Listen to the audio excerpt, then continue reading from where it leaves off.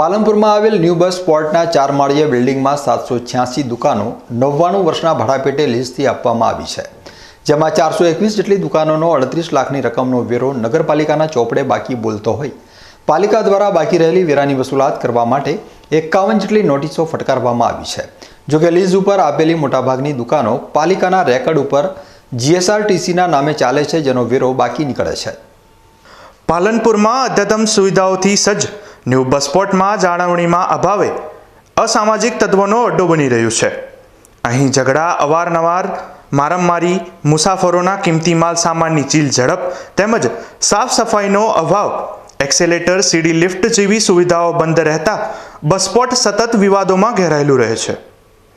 આ 4 માળની બિલ્ડિંગવાળા બસ સ્પોટમાં 786 દુકાનો આવેલી છે, જેને 99 વર્ષના ભાડા પેટે લીઝ ઉપર અપાયેલી છે, જેમાં દુકાનદારોને વેચાણ દસ્તાવેજ કબજા વગરનો બાનાખાત કરી આપવામાં આવેલ છે। કેટલાક દુકાનદારોએ નગરપાલિકામાં પોતાની દુકાનોના નંબર નોંધાવવા પાલિકા દ્વારા કેટલીક દુકાનોના માંગણા બિલ એસટી ગુજરાત રાજ્ય વિભાગીય કચેરી પાલનપુરના નામે નોંધાયેલ હોય વેરો વિભાગીય કચેરીના નામે ચાલતો હોય છે। આ વેરો પાલિકામાં ભરવામાં ન આવતા હાલ 421 જેટલી દુકાનોના 38 લાખ જેટલો વેરો પાલિકાના રેકોર્ડ પર બાકી બોલતો હોય પાલિકાને આર્થિક ભારણ વેઠવું પડતું હોય પાલિકા દ્વારા બસ સ્પોટની દુકાનોમાં બાકી વેરાની વસૂલાત માટે 50 જેટલી નોટિસો ફટકારવામાં આવી છે।